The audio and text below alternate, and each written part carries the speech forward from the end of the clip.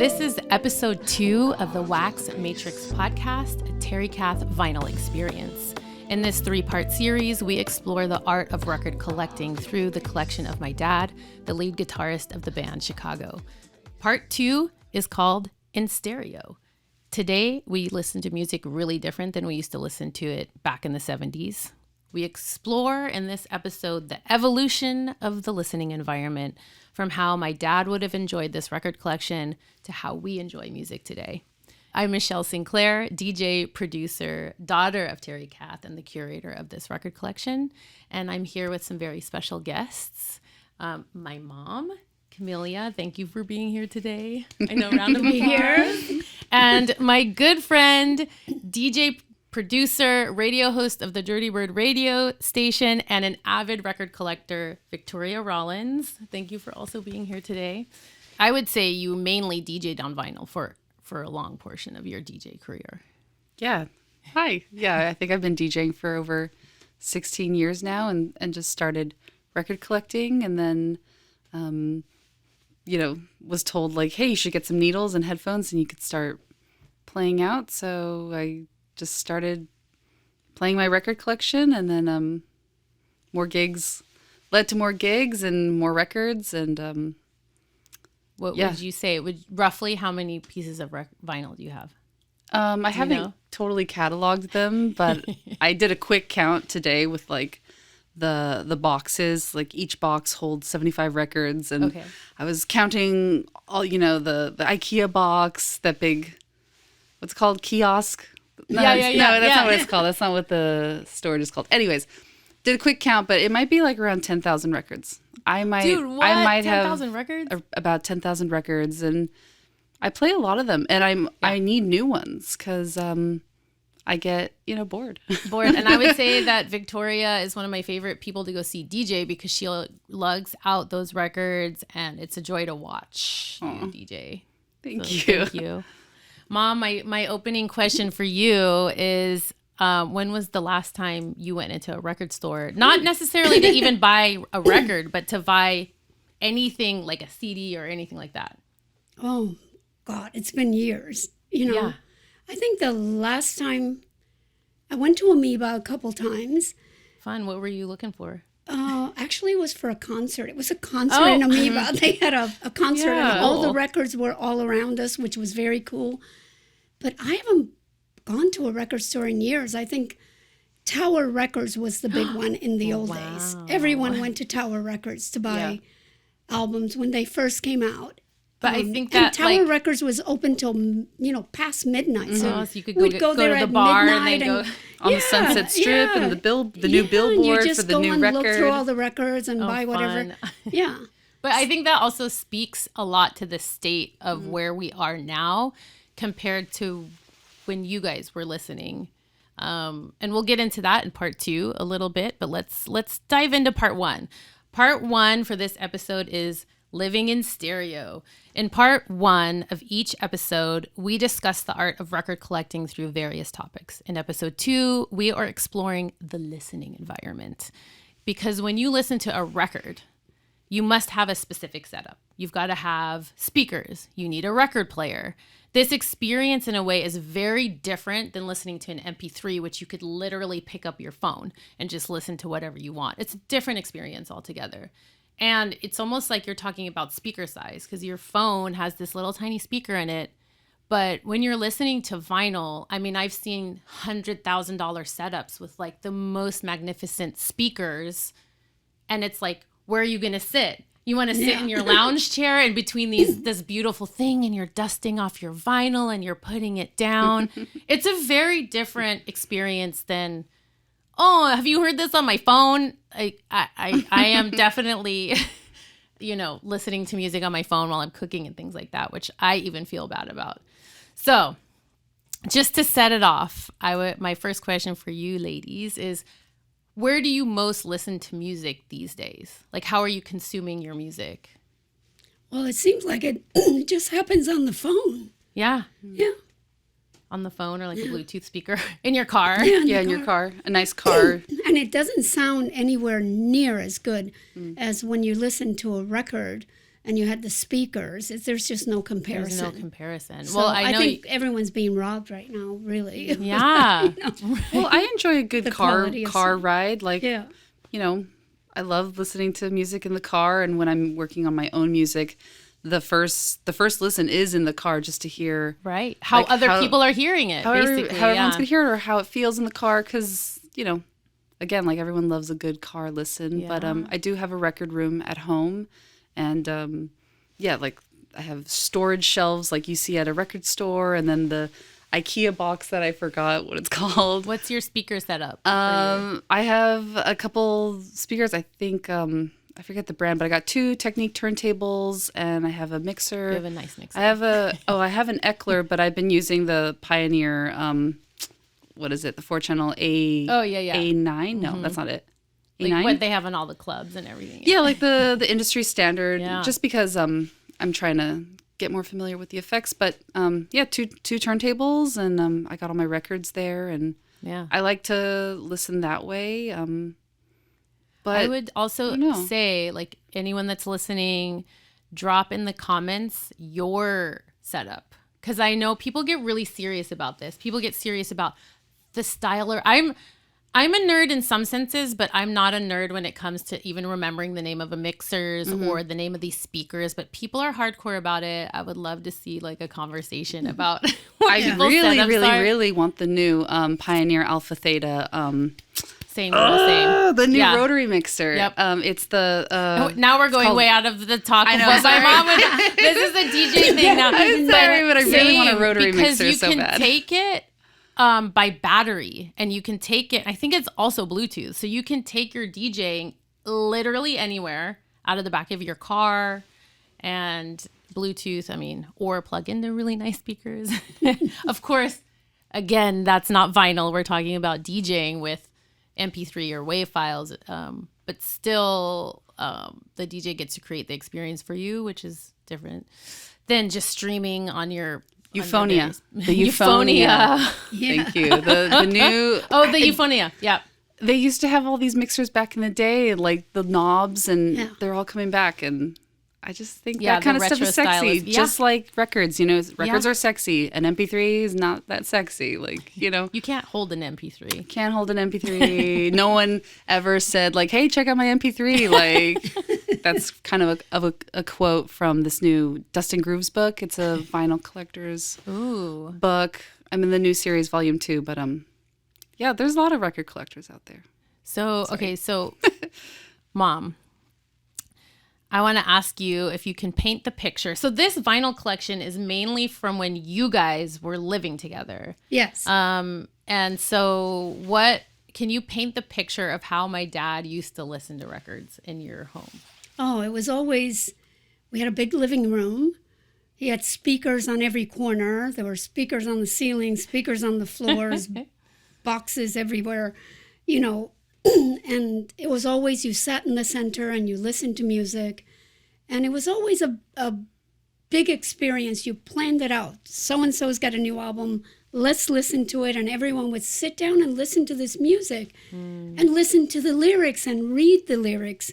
You know, you don't buy anything now. When you're streaming, you're not getting a booklet with lyrics, which is, I love that. I loved listening with friends. It was like an experience. He was creating a surround sound environment in your home before surround sound.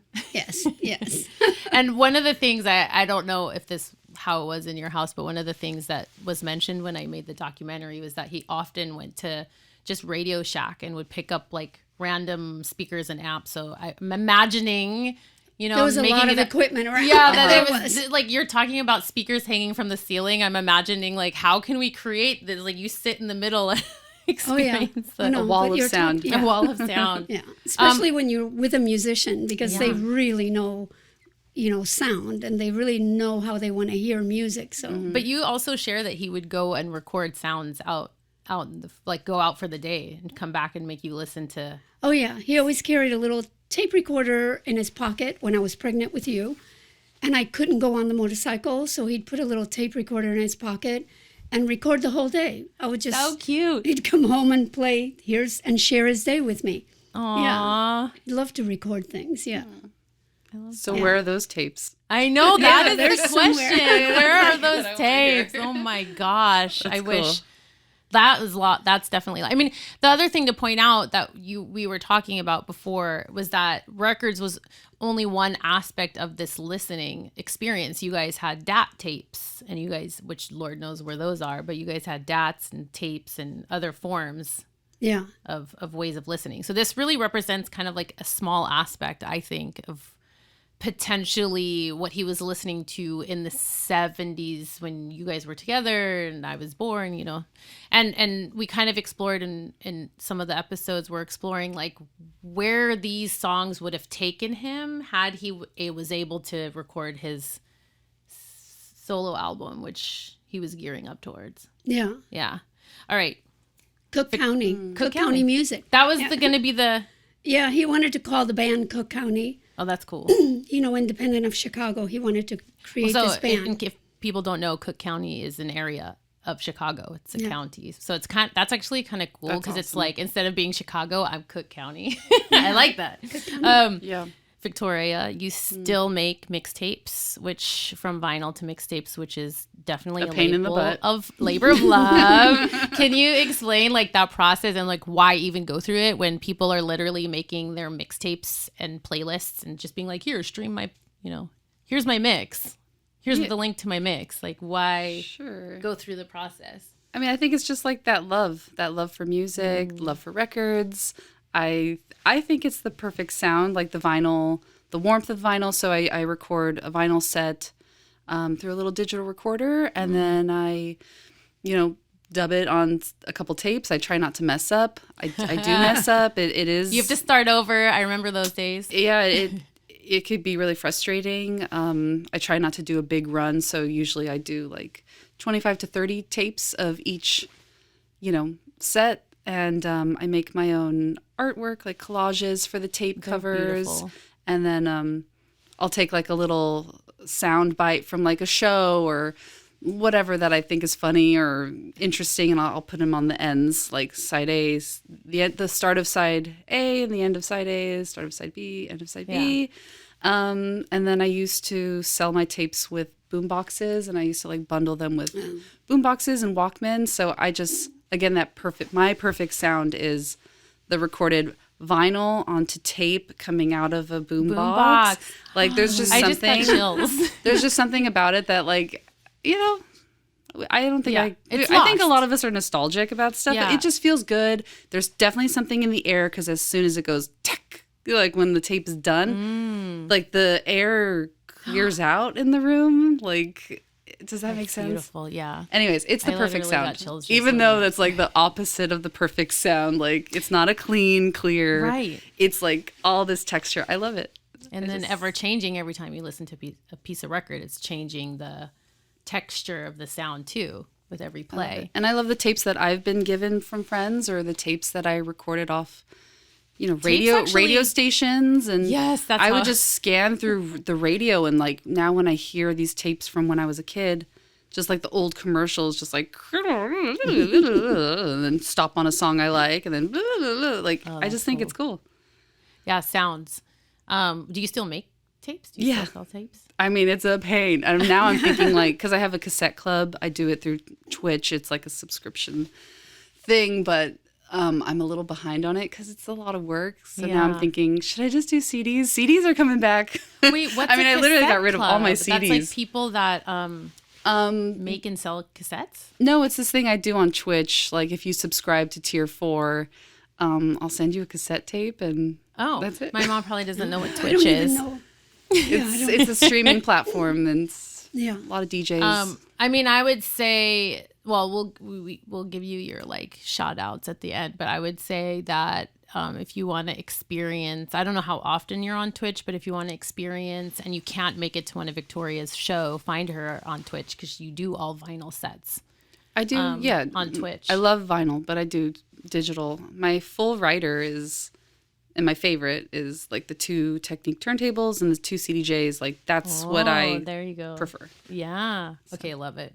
That's it. All right, we're going to move on to part 2, which is what most of the fans are waiting for anyways, which is Terry's Haul. In this episode, we're doing R&B. In part 2 of every episode, we'll review a portion of Terry's record collection and evaluate how these sounds may have influenced him at that moment in time. Before we get into it, I've made a playlist of the songs we'll be talking about today, and you can find that by going to terrykath.com and following the link to our Spotify or Apple Music. You can listen along or listen before as we go through it. Let's get into it. The way that this works, I'm just going to pull them out and we'll just kind of feel them, have tactile experience with the records, and just show them off to everybody and kind of talk about it. We're going to start with Marvin Gaye. Yeah. What's going on? I'm going to hand that to Victoria. I'm going to hold Trouble Man. I'm going to give you this one to hold on to. Oh, talking about. But I remember you talking about the Marvin Gaye and Tammy Terrell song. Yes. Terry and I were obsessed with the Marvin Gaye and Tammy Terrell records, and they were unbelievable. But Ain't No Mountain High Enough and all those songs they sang together were out of this world. She was incredible. They were an incredible duo singing together. And of course, we used to sing them in the living room. No way. I would do Tammy and he would do Marvin. Yes, let's hear it. Yeah. Well, I think because when I look at his record collection, it's funny because I don't have those songs in it. Yeah. But the What's Going On album, this one's great. Yeah, I love this one. That one has some great songs on it. Some highly sampled tracks are on that. Oh, you have Troubled to get Man. the Marvin Gaye and Tammy Terrell. Well, in this experience, I'm literally pulling it from his. So I don't know why we don't have that. I don't know. Maybe it was lost in the moves, but we had it, and we used to play it all the time. But this What's Going On album is also classic. Beautiful. Yes. Yeah. This is a soundtrack, Trouble Man. I love this one. I mean, obviously, this is needs to be in every record collection, For sure. But I love T Plays It Cool. I love that instrumental. It's very cool. It's great. Oh, look at the inside. What a beautiful man. Yeah. Sorry, I kind of have the hots for Marvin Gaye. Everybody did.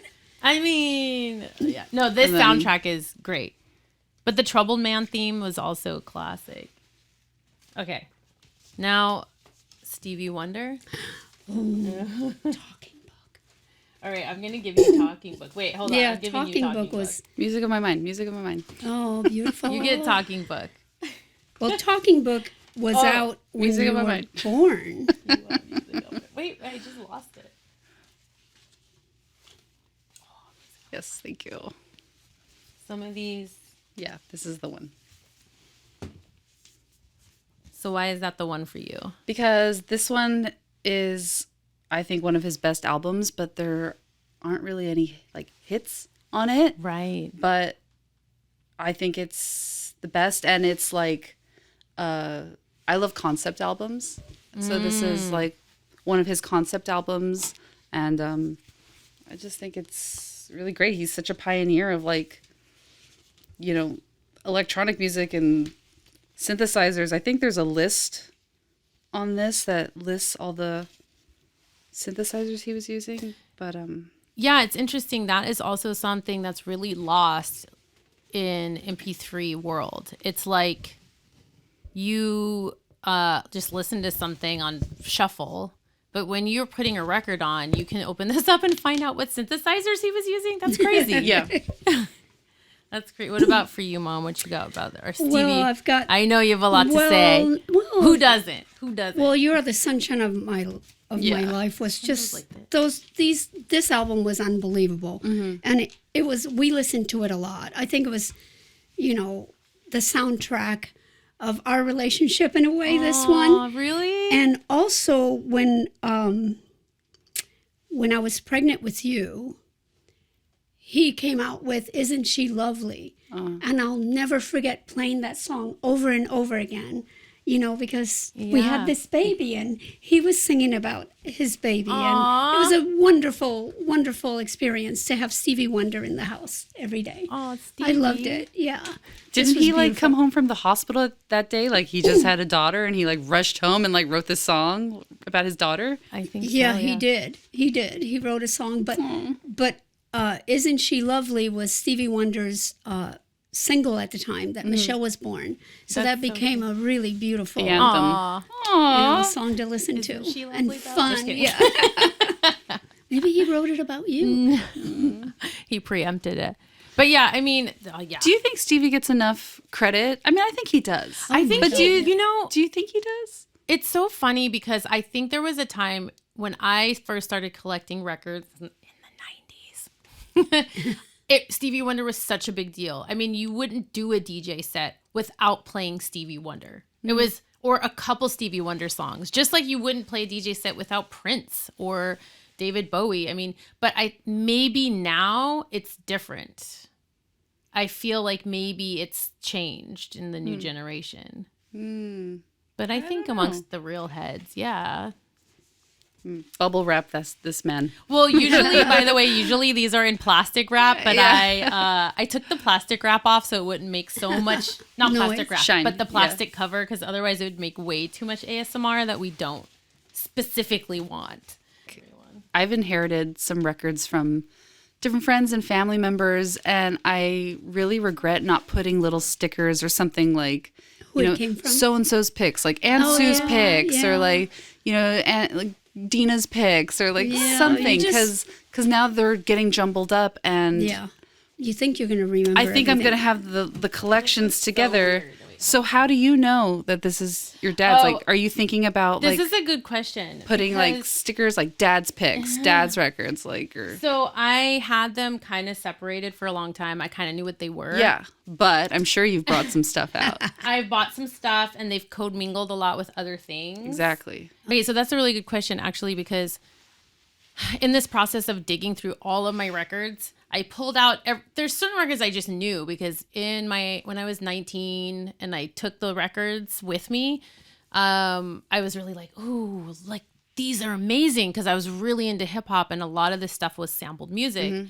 And I was like, wow, my dad has this amazing record collection with all this stuff and Sly and Stevie and blah, blah, blah. And I actually put like a little pen circle next to the songs that I liked on his records. Totally. But then I also put them in plastic covers.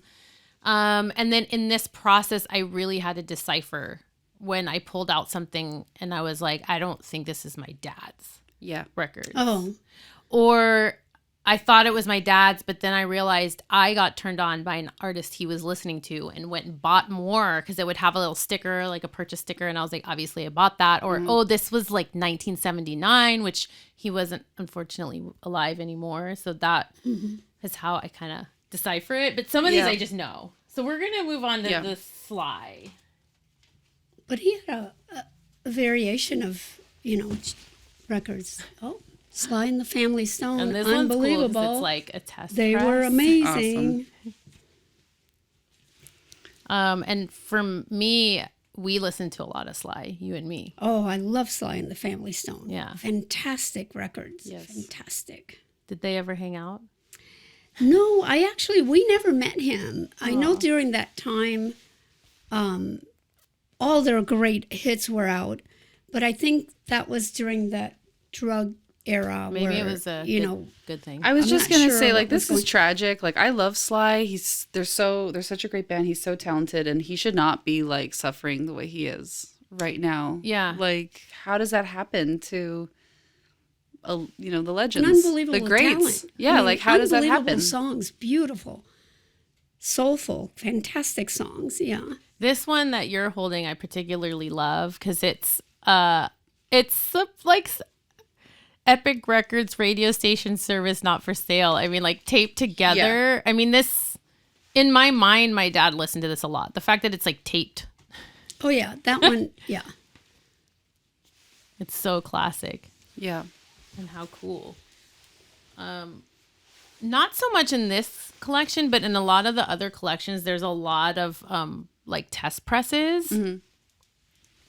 I love this cover. Yeah. So cute. All right, let's get into... Okay, sorry, this is so not organized, but I'm going to get into this Earth, Wind, and Fire because Earth, Wind, and Fire recorded at Caribou Ranch. Yes. And if you will hold those for a second. Sure. in particular. Oh, that one for sure. This record, which has some of the most epic songs on it. I mean, look at this. Yeah. Cover. What were some of the songs on that record? I remember playing that over and over. Earth, Wind, and Fire, amazing band. I mean, there's oh my gosh, it's my eyes. I can't read. I think that's the one I pull out if I'm going to bring an Earth, Wind, and Fire record. Like, this is the one. Look, there's a poster. Yeah. Oh. That was very common in it. I won't open up the poster now, but... No, open it. Open it? Okay. But it was always fun to see what was inside. Yeah. Yeah, well, Chicago did posters like this in their albums, too. And the lyrics. You have to read the lyrics, you know? I want to frame my record posters. Like, right? Now I'm covered. I love it. You could wear that. Look at him. Look what's he got. He's got like his little... Like this is a book? Look at this guy's like, I'm here. Oh my God, the smell. Yeah. Amazing. It smells like it's been in storage forever. Oh, and then the signs. Yeah, what's your sign? Oh, I'm on a cusp. You're on the cusp? Yeah. Cuspy? Yeah, I'm a cuspy girl. Like ASMR. Like what and what? Virgo and Libra. Yeah. Oh, so you just had a birthday recently? Yeah. Aw, happy birthday. But yeah, Earth, Wind, and Fire, obviously classic. The other piece that you have there, this one, they're in Caribou Ranch on that. Oh, yeah. What is Caribou Ranch? Oh, it was a beautiful recording Canada? studio in the top of the Rockies. Oh. It was a ranch. Nice. You guys Yeah, went Chicago there and, recorded there. All their albums, their early albums were there. From the time I was with Terry, they were always recording there. Mm-hmm. But a lot of people recorded there. Like Earth, Wind, and Fire. Yeah, Beautiful. Earth, Wind, and Fire, Elton John, a lot of people. Yeah. John Denver? No. John Lennon. John Denver? No. John Lennon? John Elton Denver, John. but Elton John. And, Elton John. And I think John Lennon John was Lennon. there. Yeah, because I remember seeing his drawings so on great the inside. Mm-hmm. Yeah, see, on this one, I put little dots next to the record so that when I took them to play, I'd remember which one I wanted to pull out for my set or whatever. Yeah. I'm amazed you still have them in good condition. Yeah, I mean, We're always so careful not to touch the record. Oh, she was how good. you put it on. Yeah. Even as What a little 45s. even as a Everyone little bought girl. 45s when the when the singles that's the one came I was out. looking for, the Donny Hathaway. Do you Donny remember Hathaway. this Yeah, one? he This played one that. definitely came Yeah. from my dad's record Yeah, collection. definitely. And I honestly, I love this record so much. Yeah. What a beautiful A Song for You was a beautiful song that he did. A Song for You. Have you ever heard that one? It's beautiful. And I'll tell you my picks though, because I put little stars next to them. Valdez in the Country, which has actually been redone by quite a few different people. And Love, Love, Love. I'm not going to sing because I can't sing. But that song, Love, Love, Love, is beautiful. And I put a little star next to Magdalena as well. Oh, that's a great song too. I mean, since we're kind of talking about the influence, I mean, obviously Chicago has this kind of jazz rock influence. But with these records, you see this other side, the soulful side of my dad. Jeff. Leap. Erase. Terry liked listening to Motown. He liked listening to jazz, and he loved to listen to classical music. He used to listen to Stravinsky, and he listened to Motown, and he listened to all the current records, but he had a whole variation. He listened to the Weather Report. That's a very jazz. Yeah. That's a great band too. They were great. He listened to them a lot. Yeah, he had a variation of genres that he listened to. Yeah, because you think immediately that you want to be like, oh, here's all this rock music he was listening to. Oh, no, he listened to classical a lot too. Okay, we're going to jump in. I think he wanted to write a classical piece himself. This Stylistics album, which... Oh, I remember the Stylistics were so good. And to me, this was like a discovery moment for me. Like when I was listening again through my dad's records. I think just also growing up in LA, being like, listening to mixtapes that DJs make, there was a lot of Stylistics and that kind of cruising style. Yes. Soul and R&B, and Stylistics falls right in there. And I was excited. I'd love to listen to this again. Because Bet you by golly, wow. That's remember that song? Yeah. That song was great. That was a big hit, actually. You should come to my house and we'll Definitely have a glass cruising. of wine and we'll listen to these records, yes, Mom. Let's do it. Or go the cruising. other record, there was like this Curtis Mayfield album, which is obviously... Oh, I love Curtis Mayfield. So classic. Beautiful record. Again, I'll put selections of these in those playlists. What I didn't come across yet, like that's what I was saying. I pulled these records. A lot of these I don't think were his, but this was. What is that? This one has the sample of "Come and Ride the Train, Come Ride It, Woo Woo." Awesome.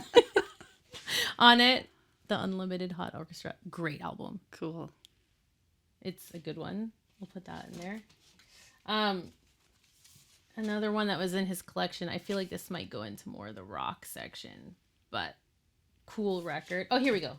So for some reason, I do not have in this collection the Roberta Flack song that you always talk about. Well, obviously the big hit then, and it's become a classic, is "Killing Me Softly."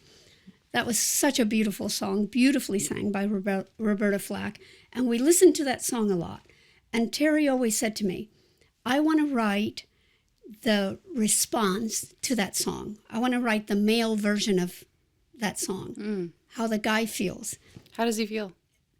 Well, if you listen to the lyrics, like the she's talking it's the guitar player. Say a little prayer for you. Yeah. If you listen to the lyrics. Strumming my face with his fingers, singing my life with his words, killing me softly with his song, Killing Me Softly. So he thought it would be beautiful to write the male version, the artist version, to her in response to what she was saying. And I thought that was such a great idea. I wish he would have done it. Yeah. It would have been so beautiful. But I love that song. We listen to that song all the time. That was beautifully...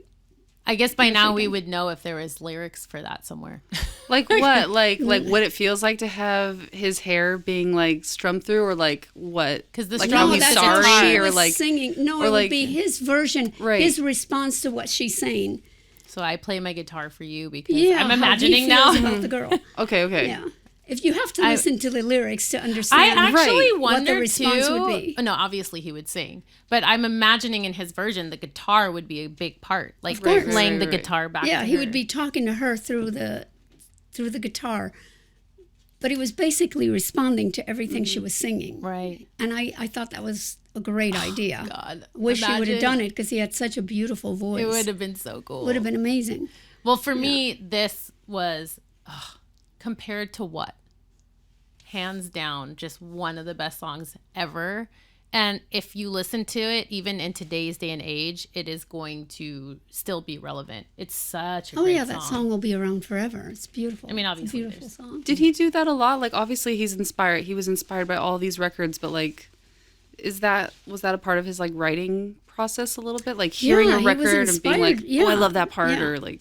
It's funny because his love was soulful and Motown, but yet he listened to classical music and he listened to jazz, and he always wanted to write a classical piece. So he just had it all going on in his head, you know. Yeah. Again, I wish we could have heard this album that he was gonna put together.